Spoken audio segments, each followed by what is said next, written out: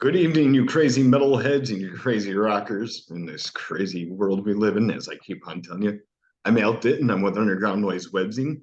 This is webisode number 87. First off, I'd like to say I met a milestone yesterday, 400 subscribers. Thank you, everyone. Thank you so much for your support. Tonight, I've got the man, the myth, the legend himself, Aantar Coates from Diabolic, one of the original members left. How you doing, Aantar? Welcome to my show. Hey man, Alexander, thanks for having me. I really appreciate your time tonight, for reaching out. And yeah, man, it's a pleasure to speak with you and have a great conversation. Absolutely. I'm glad to have you here too. And thanks for giving me a portion of your time as well. And you're welcome, sir. Absolutely. It's my pleasure, man. It's my pleasure.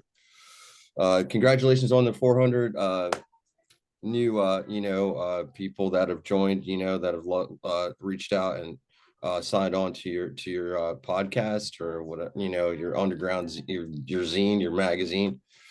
Yeah. Yeah, I appreciate that. Thank you. That's cool, man. That's a milestone. Yes, it is. Can't wait to get to 500. Can't wait to get to 1,000, If only go from here. First question I'd like to ask you, Aantar, is what's it like being one of the only original members left in your band besides Kelly? Well, honestly, it's like, I mean, when I started the whole idea of Diabolic with Paul and well, actually I started the whole idea started with Kelly a long time ago, but he was still in Pessimist and stuff, so I moved down to Florida. And then I met up with Lee Harrison, and he introduced me to Paul and Brian, um but it feels good. I mean, to still be able to perform, be able to put out quality death metal, and the genre of the way we grew up. Feels great because having those older days, those days with seeing Slayer, Rain and Blood at the Warner Theater, and just watching that made me want to play drums. Just watching Dave Lombardo, watching Gene Hoglan, play with Dark Angel and Possessed. So I mean, it feels great. It's just like it feels great to still be alive and seeing those guys also continuing on. Lee Harrison, Monstrosity. He's a big supporter of the band. Over the years, he first got us signed in the first place. So it's really great to still be here, to be alive and not underground. Absolutely. You guys been surfacing since like the early 90s, from what I can remember. Yeah, we got all started back in 96. I got here Christmas of 96, literally. And then I met the guys and we went to the State Theater, and we hung out and got along and recorded the City of the Dead demo not long after. So yeah, it's been a ride. I can imagine. So after all those years, it got the adrenaline still flowing, maybe a little bit more than it used to. Oh, absolutely.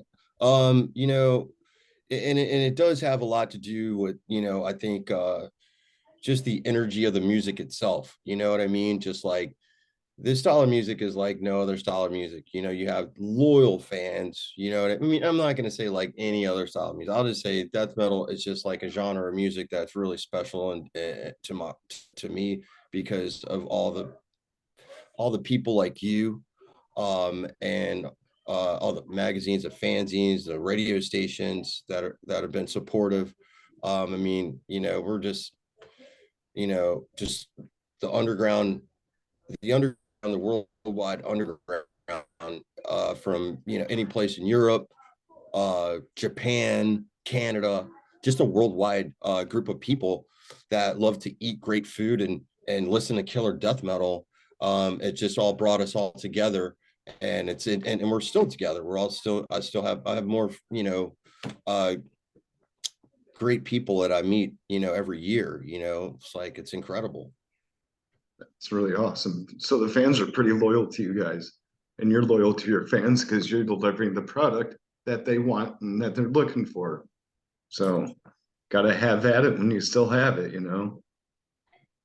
Yeah, I couldn't be more great. I couldn't be more thankful, honestly, because I mean, I've had a lot going on. You know, everybody has a normal life, you know what I mean? But to have this, you know, have this music is just like a really special thing, you know, because work, work, work, work, work. Everybody's got to pay bills.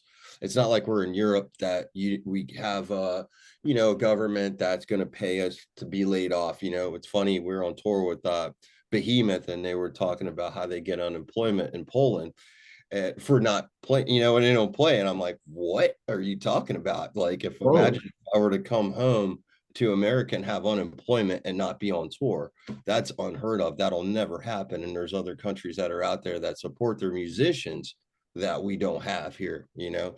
So it's a lot harder in my, you know, from my experience, to for death metal musicians here in America for sure. yeah, that's something I had no idea about. So hey, you learn something new every day, right? Can you imagine, dude? The Yeah. more you know. That's Yeah, really those cool. those guys would always say, be like, yeah, it's $10,000 a year to live in Poland. I'm like, what are you talking? What? That's 10, amazing.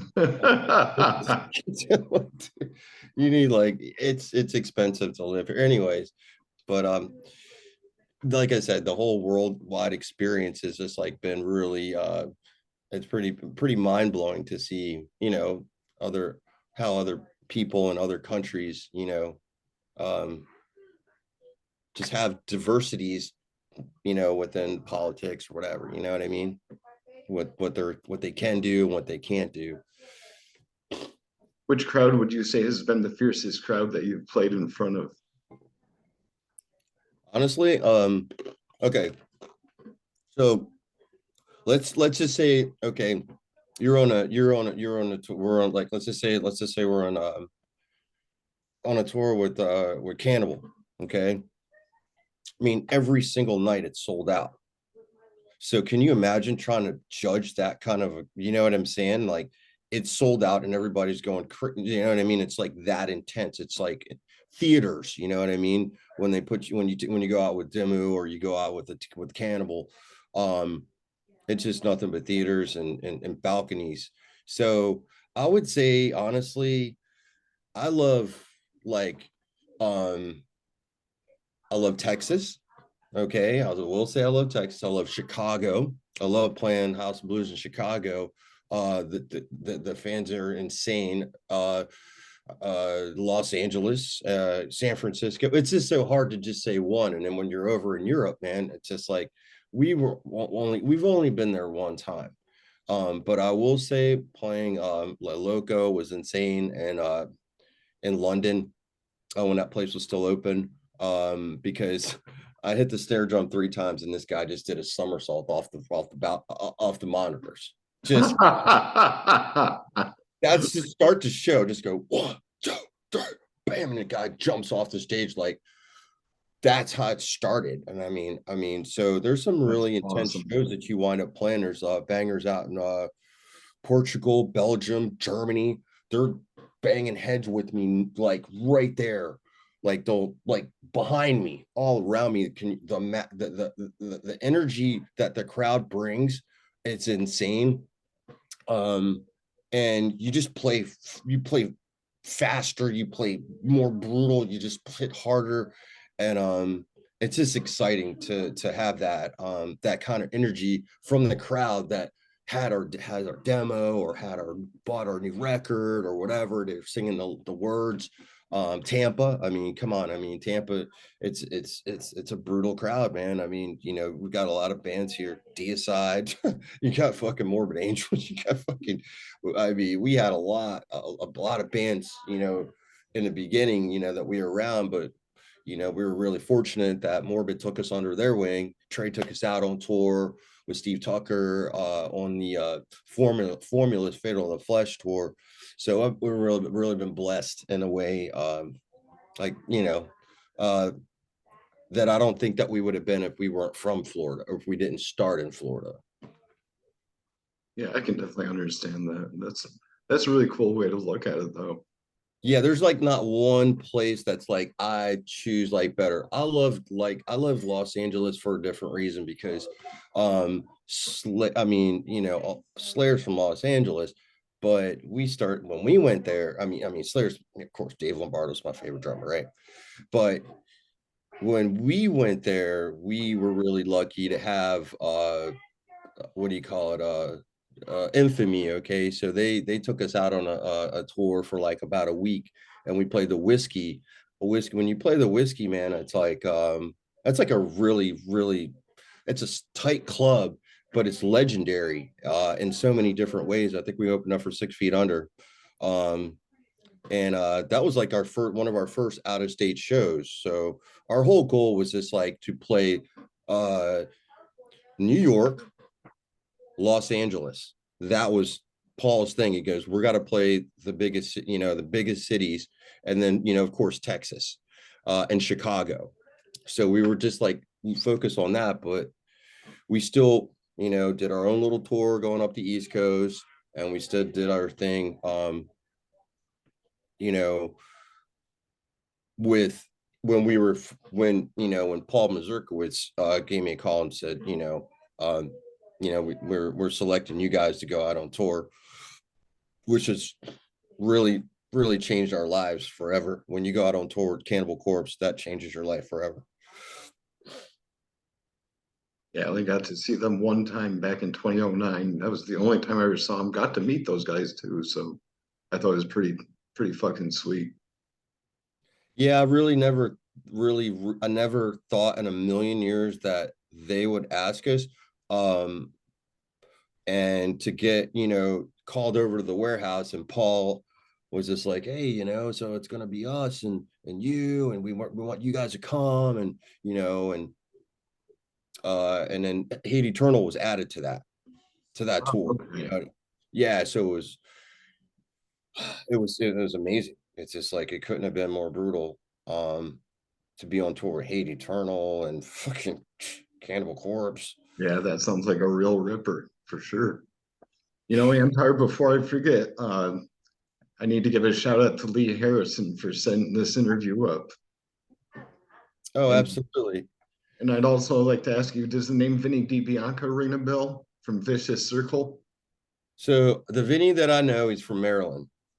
Okay, he lives in Jersey, I believe. Did he move? I'm not sure. He might have, but he told me to tell you hello. Yeah, if there's a Vinny, then yeah, I believe Vinny and we hung out in Maryland and stuff. And is he a vocalist? He plays guitar. He's Plays in guitar. Well, tell Vinny I said hello. I'm a face kind of guy. Yeah. Yeah, he's got really long hair. He's Italian. Oh wow, Vinny. Hey man, thanks for looking out, man. And Yeah, hello. I hope you're doing well. Thanks for reaching out, man. Good to he's see definitely one of my subscribers. So a big shout out to Mr. Vinny DiBianca. Keep on shredding, brother. Vinny D. Bianca. All right. Right. Yeah, I already know that. I know that guy. It's like, but I think I know him from Maryland. That's just, I don't know. Just saying. Very well could be. Very well could be. Yeah, New Jersey. That's where he's at now. Yeah. I'd like to take you back a little ways. You remember the album called Excisions of Exorcisms? Yeah, yeah, absolutely. What song to you stood out Mhm. to be your favorite from that album? And also, which one did you find to be the hardest to write? Um, I like Blood Washed. We just remixed. I remixed the album. Okay, not too long ago, like last year. Um, and Blood Washed is really crazy, really crazy. Um, and that's just because I'm doing a different kind of drum thing in the song. Okay, it's not just double bass. It's just like a gallop, like we're horses, like a troop of horses just like galloping through, a field ready for battle, right? That kind of atmosphere, that kind of so I did it on my drum, and to me that's just like a different approach to a double bass, part of it. But I just like Blood Wash. Yeah, that's a brutal song for sure. I think it's got a lot of different time signatures inside it because every time I hear something different. I'm just like, whoa, what the hell was that? Maybe I got to rewind that a little bit and hear it again. So when I hear it again, I'm like, yep, I did hear that correctly. And then there's, I mean, you know, Jeff wrote the last song on the album, okay?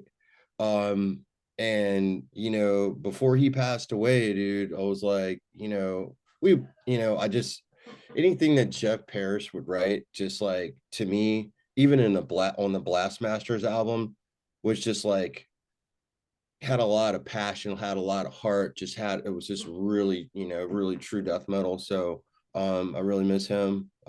Being a guitar player, being a best friend, being a great guy, someone that's a real, death metal warrior, you know what I mean? Like didn't care about anything else but playing death metal or the cause, Diabolic, making sure that we were doing what we were doing. So yeah, Excisions brings back a lot of memories. I'm just glad I remixed it because I think the remix is a lot better, and I hope you like it too. It's on our Bandcamp, Diabolic One Bandcamp, and everybody can check it out for free for the first few listens, I believe. Yeah, that Excisions album. I think what we had Joe Patagno with the artwork, and we scored with that. Evan from Deathgasm really stepped up to the plate because um artwork's expensive. Artworks really can be expensive, but that was another thing that Lee Harrison always he said, man, dude, we got to get the right album cover, and he on Supreme Evil. And I think I had like this one thing that I paused this one frame from The Exorcist where the steeple came down and went through whoever it was, and I Oh paused it. And I was like, that's going to be the new record.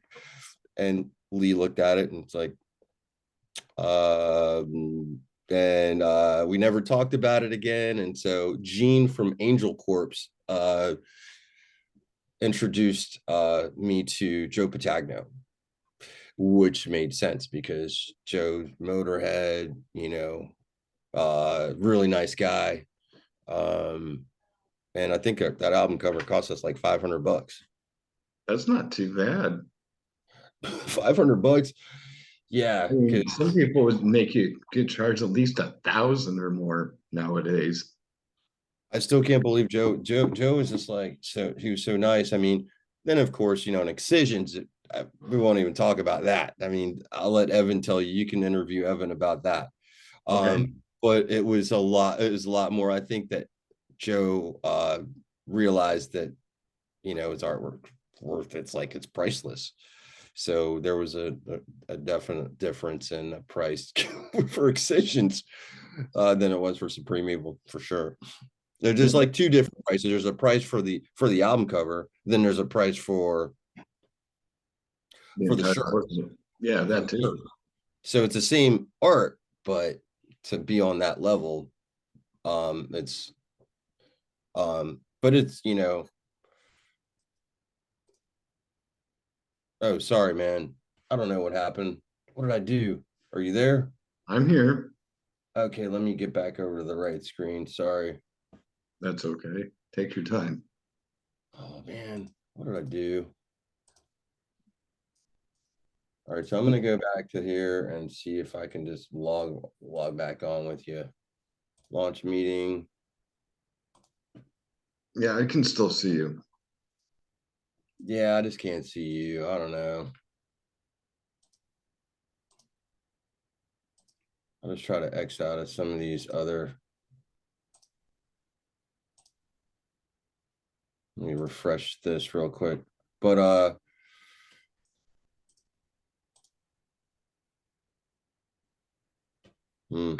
don't know why it's not letting me see you. But you can still talk to me. I'll be here. Yeah, if you just look straight forward, that's just Gotcha. perfect. I'll be right here. Awesome. My next question for Antar would be speaking of artwork, what kind of artwork would you say is better, digital or just, regular, painting, like for an example, you got people like Vincent Locke, who does artwork for Cannibal Corpse ever since day one.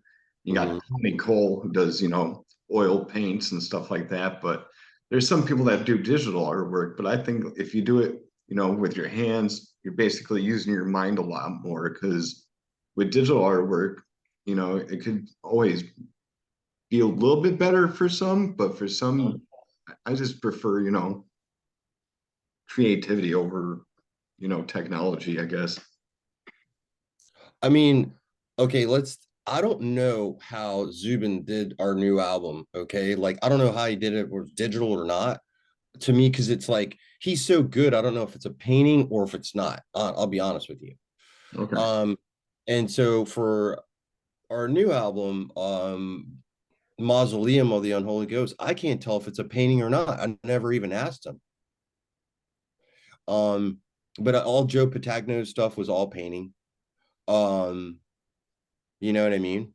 Yeah. Um, and in the City of the Dead, I just, I just cut everything out, went to Kinko's and just formatted it, just went to the Xerox machine, blew up all the buildings and all the stuff, you know what I mean? Just cut it out. Because I saw the Terrorizer album cover and I was like, man, why can't we make a record cover like that? You know what I mean? Like, but that was that's super underground, and I'm trying to just, remember the name of that album. Wasn't that like World Demise or yeah, World Downfall. World Downfall? That's what I was thinking as well. I just couldn't place the right word. World Demise. I think that's somebody else, but I don't know. World, yeah, there's but the World Downfall album, when I saw that, I was like, man, I know I could do something like that. I just got the skulls together, reversed them, you know, got some white out, got some white out, put the Yeah. thunderstorm there, in the middle, and cut out some big buildings, some old ancient buildings, and Yeah, I like some ruins and stuff.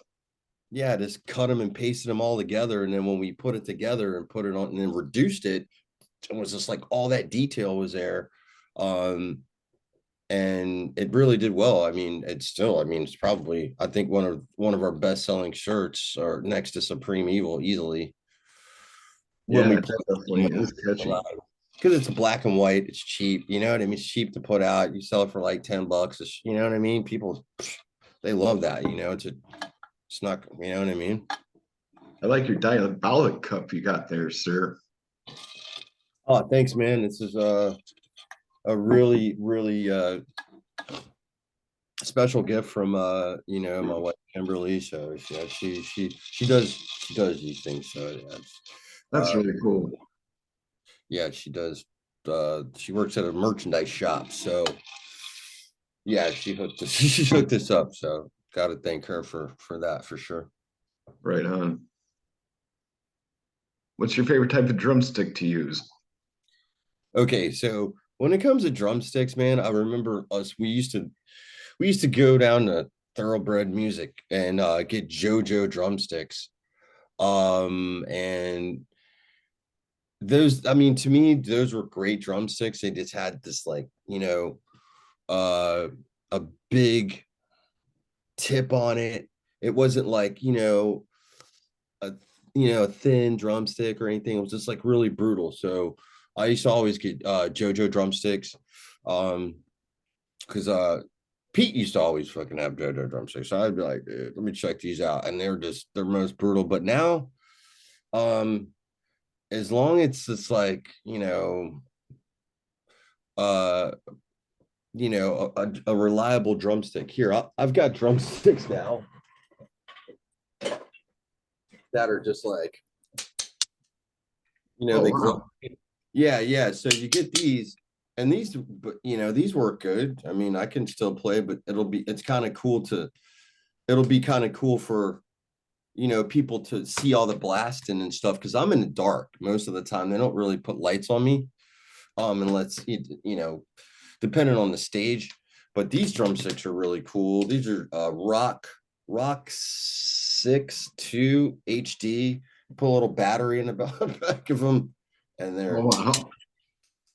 they're cheesy, but hey man, they work. And for when you're doing blasting and stuff like that, I think that'll be kind of cool. Um, Otherwise, I think I've got Vic Firth, you know what I mean? I'm not endorsed. No, nobody's endorsed me. So I'll pick up I'll pick up a box of drumsticks and, uh, yeah, I'll be fine. You know what I mean? I'm not, Yeah, what, those ones that light up, do they change color or is it just red? you can get them in red, you can get them in green, you can get them in, just like you go to Amazon.com and put in drumsticks, light up drumsticks. And I swear, man, this is, they're a little bit different. I mean, you just kind of got to get used to the feel of them That's because awesome though. they're not wood, you know what I mean? So they're going to kind of bend a little bit in a kind of a weird way, but as long as you as long as you can just replace the battery, and they've got all kinds of different colors. So yeah, I can't wait to play live with these sticks. I think it'll be really fun. I would love to see that. I mean, do you guys have any upcoming shows or tours? That was my next question. I mean, if you guys come to Atlanta, I'll definitely check you guys out. Yeah, so okay, so this is the thing. Um right now I'll send you over a flyer of our show that we have coming up, which we're really excited about.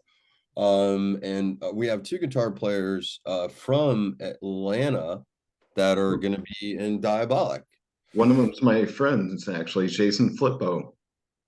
Yeah, and so his attitude has just been really freaking positive, really great. Coming from Quintessentia, we played shows with Quintessentia, uh, and I think it was in Kalamazoo. We played the Michigan Death Fest with those guys.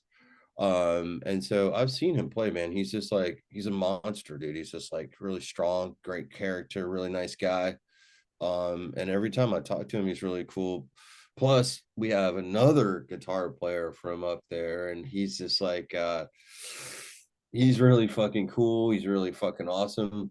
Um, and I I just know look Jason pretty well. I interviewed him not too long ago, actually. Jason.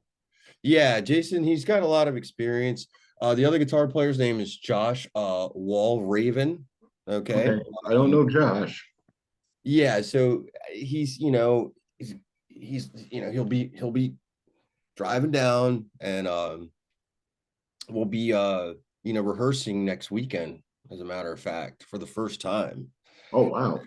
Yeah, so you can imagine, I mean, after not playing for years um live, it's really exciting, especially for me and Paul, because um when it came to our other guitar players, I mean, obviously he's had other opportunities to work in other bands, Hyrax, and of course, I Am Morbid. And so, and now he's doing, of course, he's doing his Pessimist, show. I'm sorry, Pessimist album.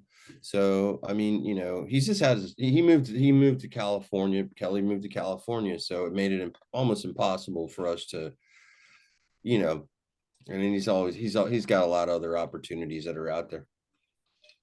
I'm sure you guys keep in contact. Yeah, there's no bad blood. I mean, the guy's just like, he actually helped support the band for at least 10 years, helping promote playing shows. He played on Excisions, he played on the Chaos and Hell EP. So yeah, yeah. And then Jerry, he's transitioned over to becoming a guitar. He owns his own guitar company. So he worked for Dean Guitars for like 20 years or whatever it was, like 10, 20 years, and learned how to make guitars. Now he has Voodoo Guitars. So he's really passionate about that. And you just got to step back and just be like, hey, man, let people, just move forward. Absolutely. Always move forward. Never go straight. Never go straight. No, we're One of not. my friends says that to me all the time. I'm like, dude, where'd you hear that from? He's like my uncle. So shout out to my friend Jody, who's one of my subscribers as well. What's up, Jody? Hey, that's like such a classic phrase too. Yeah, always go forward, never go straight. I Go mean, straight. I've never heard that before until I met that man. So That's pretty sweet. Well, Antar, I've only got about 7.5 minutes left with you. I got a few more questions for you real quick. Is there anything that you would like to say to your fans out there? Thank you so much for everything, all the positive feedback during COVID when we released the album, all the years before that of supporting us when we're on tour or when we're playing just one-off shows. I gotta say, man, we've been very fortunate. Thanks to Lee Harrison for setting this interview up. And we just have a lot to be thankful for, a lot of gratitude. Um, can't I can't tell you how many people have really helped us get to this point, because over the years, people like you, I want to thank you, for giving us, Alex, this interview in the first place. Cannibal Corpse, Demu Borger, uh, you know, Deicide, Steven Deicide. Um, I mean, the guys in Obituary for buying me drinks. Look at those guys are like I'm at the freaking Zach Wild show, and the Tardy brothers are standing behind me, and then they hand me a drink. So that's insane. Because I love Obituary. Cause of Those Death. guys are awesome. Yeah, they're Love them really, since day one, just like you guys. and I can't forget about you know, uh Evan from Deathgasm Records for helping us out. Century Media guys, the guys at Century Media, Marco Barbiera, for believing in us in the first place, but helping us with Diabolic. Just to think that we were, on their roster, Revengeance Ascending, which is just incredible, to visit the Century Media headquarters in Los Angeles. So anyways, I just got a lot of good memories. Coast to coast, Europe. Yeah. You name it, man. That's really cool. Any last words for Underground Noise Webzine, Antar? Uh, yeah, last words. We're gonna try to get on that fest in Atlanta. So wish us luck. Hopefully we get to see you guys sooner in November. So we're still, Jason is pushing for that right now. So hopefully we get to play up there and see you guys soon. Yeah, if you guys come to Mass Destruction, I'll definitely make an appearance. I just gotta find my way up there. I don't drive personally, but I No, could, I could always yeah, find a way up it's there. better that way to not drive. I mean, you know, having a car is it's great. It's great, but it's really expensive. Yeah, So it's very costly for sure. you stay Yeah, out of a lot of trouble without a car. I'll tell you that much. yeah, that was my next advice for people on here. Stay out of trouble, keep your horns up, support Diabolic, support Underground Noise Webzine, support your local music scene, and most of all, keep your horns up, motherfuckers. Your horns up, motherfuckers. Keep it. Antar, thanks again for your time tonight, brother. Oh yeah, thank you so much, Alex, for your time tonight.